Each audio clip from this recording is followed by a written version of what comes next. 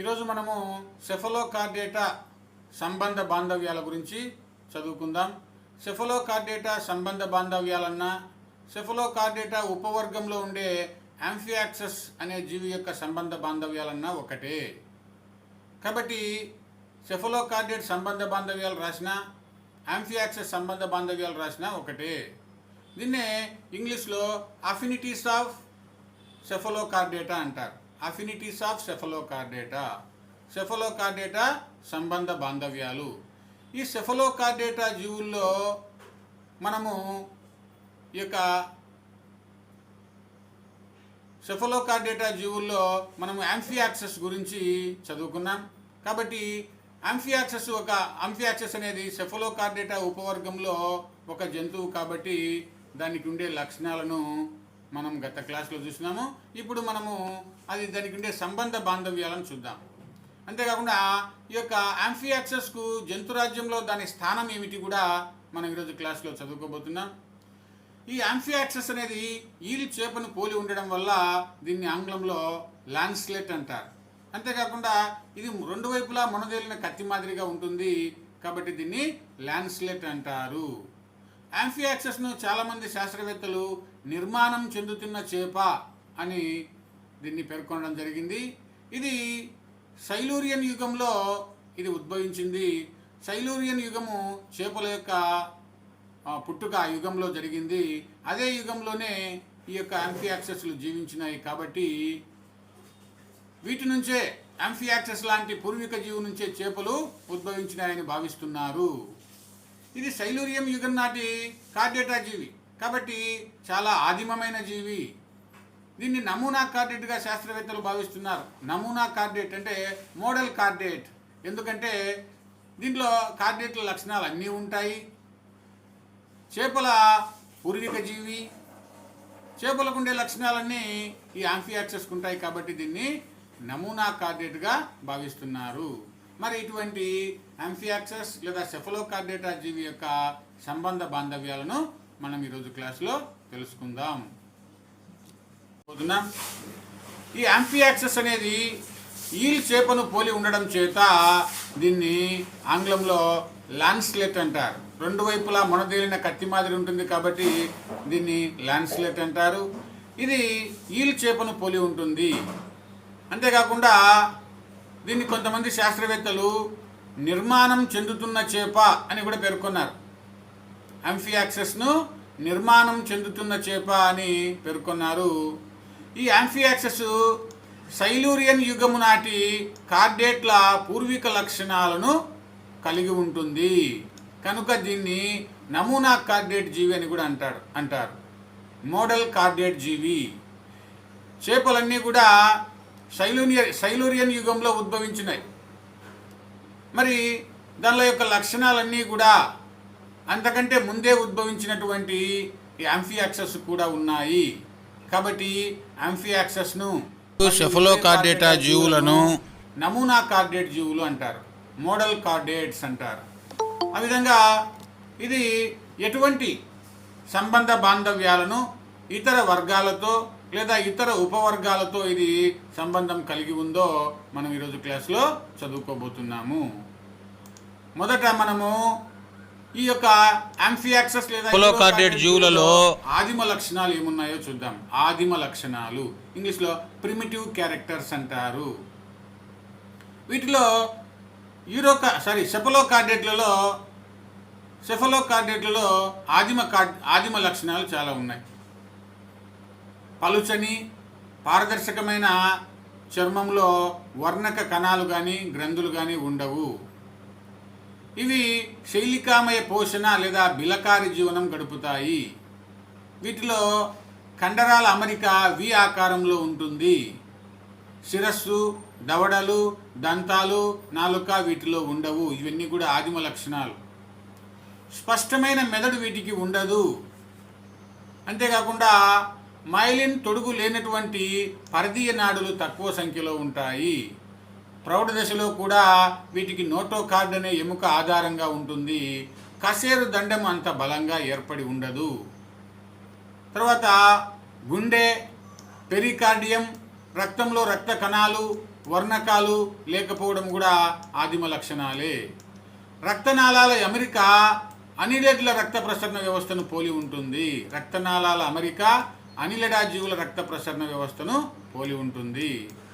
విసర్జకాంగాలుగా జ్వాలా కణాలు గల ప్రోటోనెఫ్రీడియాలు వీటిలో ఉంటాయి. ఇక్కడ ప్రోటోనెఫ్రీడియాలు ఉండడము ఇది ఒక ప్రాథమిక లక్షణము. జనన నాళాలు ఉండవు. ఇవి మైక్రోలెసితల్ అండాలను ఉత్పత్తి చేస్తాయి. పిండాభివృద్ధిలో గ్యాస్ట్రులేషన్ అనే ప్రక్రియ ఇన్వాజినేషన్ వల్ల జరుగుతుంది. ఇవన్నీ కూడా ఆదిమ లక్షణాలు. సెఫలోకార్డేటా జీవుల్లో ఉండే ఆదిమ లక్షణాలు. ఈ లక్షణాలను బట్టి ఇది చాలా ప్రాథమికమైన జీవి, ప్రిమిటివ్ అనిమల్ అని మనం చెప్పవచ్చు. ఈ విధంగా సెఫలోకార్డేటా జీవుల్లో కొన్ని ఆదిమ లక్షణాలు ఉన్నాయి, కొన్ని నవీన లక్షణాలు ఉన్నాయి, కొన్ని యూరోకార్డేటా లక్షణాలు ఉన్నాయి, కొన్ని కార్డేటా లక్షణాలు ఉన్నాయి. ఈ లక్షణాలన్నీ కూడా ఈ యొక్క సెఫలోకార్డేటా జీవుల్లో ఉన్నాయి. మనము ఆదిమ లక్షణాలను చూసినాం. ఇప్పుడు ఈ సెఫలోకార్డేటా జీవులకు యూరోకార్డేటా లక్షణాలు ఏమున్నాయంటే యూరోకార్డేటా జీవుల్లో మరియు సెఫలోకార్డేటా జీవుల్లో మొప్ప చీలికలు అధిక సంఖ్యలో ఉంటాయి. వీటిలో ఎండోస్టైల్ అనేది ఉంటుంది. ఎండోస్టైల్ అనే నిర్మాణము గ్రసని ఉదర మధ్య భాగంలో ఉంటుంది. ఏట్రియము గ్రసని చుట్టూ ఉంటుంది. ఏట్రియం అనే కుహరము గ్రసని చుట్టూ ఉంటుంది. పృష్ఠవంశం నిర్మాణంలోనూ అభివృద్ధిలోనూ యూరోకార్డేట్లతో పోలిక కలిగి ఉంటుంది. డింబక దశలో యూరోకార్డేట్లలో సెఫలోకార్డేట్లలో నాడీ వ్యవస్థ ఒకే విధంగా ఉంటుంది. బీజవాహికలు రెండిట్లో ఉండవు. ఒకే విధమైన కండరాల అమరిక ఉంటుంది. యూరోకార్డేట్లలో సెఫలోకార్డేట్లలో ఒకే విధమైన కండరాల అమరిక ఉంటుంది. కాబట్టి ఈ యొక్క సెఫలోకార్డేట్లు కొన్ని యూరోకార్డేట్ల లక్షణాలను కూడా కలిగి ఉన్నాయి. ఇంతకుముందు చూసినాం మనము సెఫలోకార్డేట్లలో ఆదిమ లక్షణాలు చూసినాం. అదేవిధంగా సెఫలోకార్డేట్లలో యూరోకార్డేట్ల లక్షణాలు చూసినాం. మరి ఇది కొన్ని చాలా కార్డేట్ల లక్షణాలను కూడా కలిగి ఉంది. సెఫలోకార్డేటా జీవులైన ఆంఫియాక్సస్ వంటి జీవులు చాలా కార్డేట్ల లక్షణాలను కూడా కలిగి ఉన్నాయి. పృష్ఠవంశం కలిగి ఉండడము మరియు డింబక ప్రౌఢ దశల్లో పృష్ఠవంశం ఉండడం. ప్రోటోకార్డేట్లలో మాదిరిగా సెఫలోకార్డేట్లలో పృష్ఠవంశము డింబక దశలో ఉంటుంది, ప్రౌఢ దశలో ఉంటుంది. అదే యూరోకార్డేట్లలో అయితే కేవలం డింబక దశలో మాత్రమే పృష్ఠవంశం ఉంటుంది. పృష్ఠవంశం పైన పృష్ఠ నాడీదండం ఉంటుంది. గ్రసని పార్శ్వ భాగాల్లో మొప్ప చీలికలు ఉంటాయి. ఇది కూడా కార్డేటా లక్షణమే. కాలేయ అందనాళం అనేది ఉంటుంది. సకశేరుకాల యొక్క కాలేయంతో ఇది సమానం కాబట్టి కాలేయ అందనాళం అనేది వీటిలో ఉంటుంది. గుండె అనేది లేకున్నా రక్తనాళాల అమరిక సకశేరుకాలలో ఉంటుంది. సకశేరుకాల వలె ఉంటుంది. ఈ యొక్క సెఫలోకార్డేటా జీవుల్లో స్పష్టమైన గుండె అనేది లేకపోయినా రక్తనాళాల అమరిక సకశేరుకాల్లో మాదిరిగా ఉంటుంది. అంతేకాకుండా శరీర కుహరము ఎంటిరోసీలిక్ పద్ధతిలో ఏర్పడుతుంది. శరీర కుహరం అనేది ఏర్పడుతుంది. ఖండీభవనము పెద్ద జంతువుల ఖండీభవనం మాదిరిగా వీటిలో కూడా ఖండీభవనం ఉంటుంది. కార్డేటా జీవులన్నీ కూడా ఖండీభవనాన్ని ప్రదర్శిస్తాయి. అదేవిధంగా సెఫలోకార్డేటా జీవులకు కూడా ఖండీభవనం అనే లక్షణము వీటిలో కూడా ఉంటుంది. తర్వాత పుచ్చవాజము వాటిలో వాజరేఖలు కలిగి ఉండడం కార్డేటా లక్షణము. పుచ్చవాజం ఉంటుంది, దానికి వాజరేఖలు అనేటివి ఉంటాయి. కాబట్టి ఈ విధంగా పుచ్చవాజాన్ని కలిగి ఉండడం ఒక కార్డేటా లక్షణము.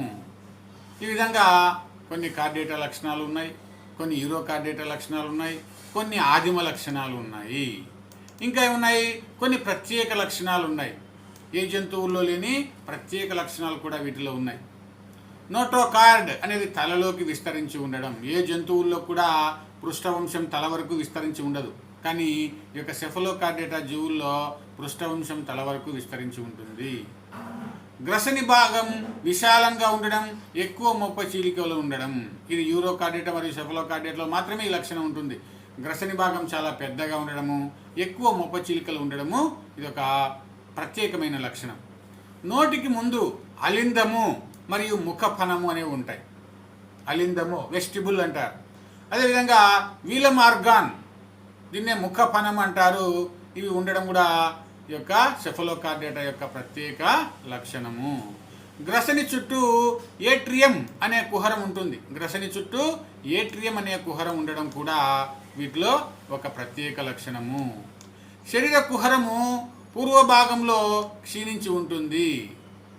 చాలా కార్డేట్లలో శరీర కుహరం అనేది క్షీణించిపోయి గుండె ఊపిరితిత్తులకు పరిమితమై ఉంటుంది. అదేవిధంగా వీటిలో కూడా శరీర కుహరం పూర్వ భాగంలో క్షీణించి ఉంటుంది.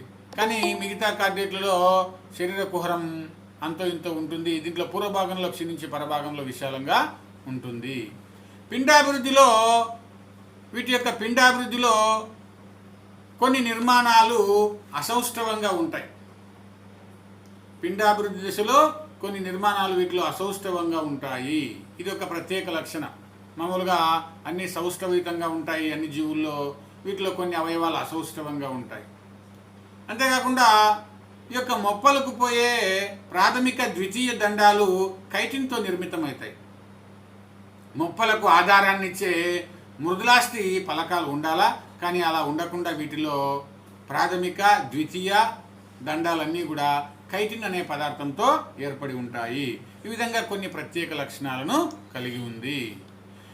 ఈ విధంగా ఈ యొక్క సెఫలోకార్డేటా జీవులు కొన్ని ఆదిమ లక్షణాలు కలిగి ఉన్నాయి, మరికొన్ని యూరోకార్డేటా లక్షణాలు కలిగి ఉన్నాయి, మరికొన్ని లక్షణాలు కార్డేటాకు సంబంధించినవి ఉన్నాయి, మరికొన్ని ప్రత్యేక లక్షణాలు ఉన్నాయి. ఈ విధంగా ఈ యూరోకార్డేటా జీవులైన ఆంఫియాక్సస్ వంటి జీవుల్లో ఈ లక్షణాలు ఇతర వర్గాలతో సంబంధాన్ని కలిగి ఉన్నాయి. కాబట్టి ఇది ఒక నమూనా కార్డేట్గా దీన్ని భావించవచ్చు. ఇది చేపల వంటి జీవే, నిర్మాణం చెందుతున్న చేప అని కూడా భావించవచ్చు. వీటి నుంచి తర్వాత తరంలో చేపలు అనేవి ఏర్పడి ఉండవచ్చు అని శాస్త్రవేత్తలు చెప్తున్నారు. చేపలకు పూర్వీక జీవిగా ఈ యొక్క సెఫలోకార్డేటా జీవులను భావించవచ్చు అని శాస్త్రవేత్తలు చెబుతున్నారు. ఇది ఏమైనప్పటికీ ఈ యొక్క సెఫలోకార్డేటా జీవులు ఇతర ఉపవర్గాలతో సంబంధాన్ని కలిగి ఉన్నాయి. రైట్, ఒకసారి ఇంగ్లీష్ మీడియం వాళ్ళు చూడండి. సెఫలోకార్డేటా యొక్క సంబంధ బాంధవ్యాలు. సెఫలోకార్డేటా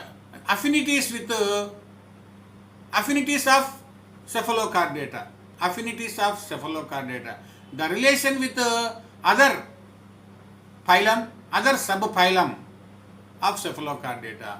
Cephalochordata sambandha bandhavyalu. There are some primitive characters in cephalochordata. There is no specialized head. ప్రత్యేకమైన తల లేదు. There is no specialized head in cephalochordates. Absence of paired limbs or fins. ద్వంద్వవాజాలు అనేవి లేవు. ఇది కూడా ఒక ఆదిమ లక్షణం. ద్వంద్వవాజాలు, paired fins, absent of paired fins. The epidermis is made up of with single row of cells and a true dermis is absent. Coelom is enterocoelic coelom. This is a primitive character. Enterocoelic coelom is present in cephalochordata. A complete notochord is persist throughout the life with no vertebral column. Throughout life there is a notochord. This is also a primitive character. Vertebral column is not persist throughout life. Next, there is a complete metameric segmentation of myotomes from one end to the other as in the embryo of vertebrates, and this obvious metamerism is retained throughout life. This is also a primitive character. Alimentary canal, a digestive canal is a straight tube with loops, and the midgut diverticulum is a hollow tube. Jaws are absent. Midgut diverticulum. Midgut అంటే మధ్యాహారనాళం, diverticulum అంటే అంధనాళము. ఇది hollow tube, చాలా tube లాగా ఉంటుంది. Jos are absent, దవడలు లేవు వీటిలో. A peculiar pharynx, specialised for ciliary feeding, in which sorting of food takes place after a food-laden current of water enters the pharynx. This involves taking a very large number of water and it consumes removal through the numerous gill clefts. అంటే వీటిలో filter feeding mode of feeding ఉంటుంది. Filter feeding అంటే శైలికలు ఆధారంగా ఇవి ఆహారాన్ని సేకరిస్తాయి కాబట్టి వీటిని ఫిల్టర్ ఫీడర్స్ అంటారు. Blood vascular system is diagrammatically vertebrate like but without a heart and particularly no distinction between the arteries and veins. There is no distinction between artery and veins. అంటే ధమనులు సిరలు ప్రత్యేకంగా లేవు, రెండు ఒకే విధంగా ఉంటాయి. Special respiratory organs and respiratory pigments are absent in Cephalochordata. This is also a primitive character. Lack of gonoducts, lack of cartilaginous or bony endoskeleton, all these are primitive characters. But there are some special characters in Cephalochordates. What are the special characters? There is an oral hood enclosing the mouth which is provided with oral cirri bearing sensory organs. నోటి పైన కొంత పడక లాంటి నిర్మాణం, దాన్ని త్రోటి అంటారు, అది ఉంటుంది. దానికి దగ్గర ఈ యొక్క సిర్రై లేదా స్పర్శకాలు అనే నిర్మాణాలు ఉంటాయి. ఇవి స్పర్శను తెలుసుకోవడానికి ఉపయోగపడతాయి. ఇవి ఒక రకమైన sensory organs. Elaborate velum with sensory velar tentacles.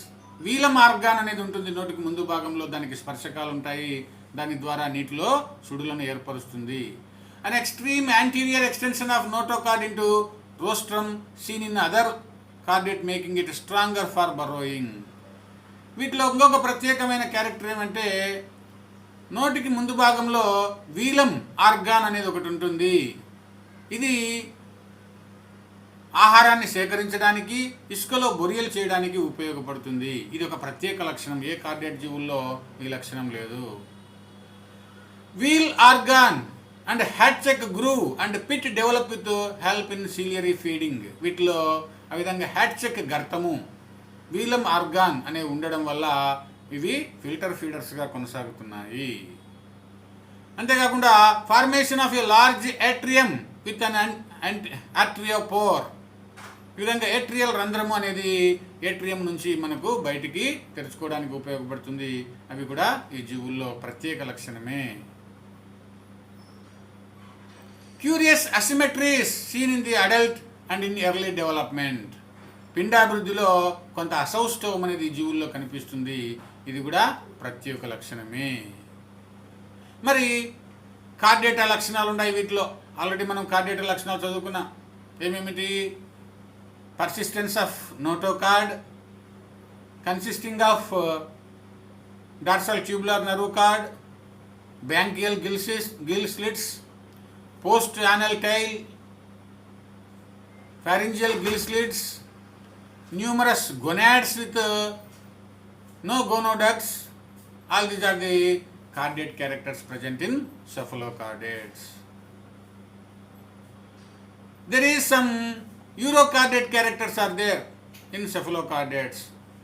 Primitive ciliary feeding and respiratory mechanism is like that of urochordates. A large pharynx having many gill slits is present in both urochordates and cephalochordates. Endostyle is present in both urochordates and cephalochordates, which produces mucus for the collection of food materials. An ectoderm lined with atrial cavity opening to the exterior by the atriopore or its homologous, the atrial siphon. Atriopore, atrium అనేవి కూడా యూరోకార్డేట్లో ఉంటాయి మరియు సెఫలోకార్డేట్లో ఉంటాయి. The mantle of Herdmania is equivalent to the atrial folds of branchiostoma. Besides the homologies of adult anatomy, there is a embryonic similarities. ఇక్కడ atrial folds, atrial కుహరం యొక్క ముడతలు అనేవి హెర్డమానియాలో ఉంటాయి. అదేవిధంగా ఈ యొక్క సెఫలోకార్డియాటైన బ్రాంకియోస్టోమాలో కూడా అలాంటి నిర్మాణాలే వాటి యొక్క ఎంబ్రియానిక్ స్టేజ్లో ఉంటాయి. ఈ విధంగా అనేక సిమిలారిటీస్ యూరోకార్డియాతో కూడా వీటికి అనేక సిమిలారిటీస్ ఉన్నాయి. ఇంకా కొన్ని vertebrate characters, other vertebrate characters post anal tail, metamerism or segmentation, coelom lined with mesodermal epithelium, midgut diverticulum comparable with liver, well formed hepatic portal system, ఇవన్నీ కూడా కార్డియేట్లలో ఉంటాయి మరియు సెఫలోకార్డియేట్లలో ఉన్నాయి. ఇవన్నీ కూడా ఈ విధంగా ఈ సెఫలోకార్డియేటా జీవులైనటువంటి యాంఫియాక్సస్ జీవులు కొన్ని ఆదిమ లక్షణాలను, కొన్ని ప్రత్యేక లక్షణాలను, మరికొన్ని యూరోకార్డియేట్ల లక్షణాలను, కొన్ని కార్డియేట్ల లక్షణాలను, ఈ విధంగా కొన్ని సైక్లోస్టోమ్ల లక్షణాలను కూడా కలిగి ఉంటుంది. చేప లాంటి జీవులు కాబట్టి సైక్లోస్టోమ్ల మాదిరిగా కూడా ఇవి ఉంటాయి. కాబట్టి ఇది ఇతర ఉపవర్గాలతో, తరగతులతో సంబంధాన్ని కలిగి ఉంది. కాబట్టి దీన్ని ఒక ప్రత్యేక ఉపవర్గంలో చేర్చడం బాగుంటుంది.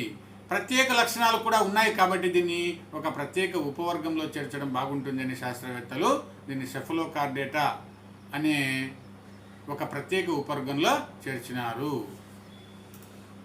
రైట్, ఇది సెఫలోకార్డియేటా యొక్క అఫినిటీ, సంబంధ బాంధవ్యాలు.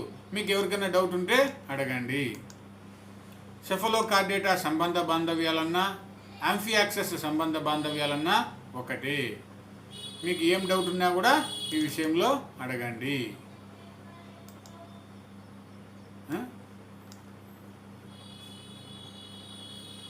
మీకు ఈ విషయంలో ఏమైనా డౌట్ ఉంటే అడగండి.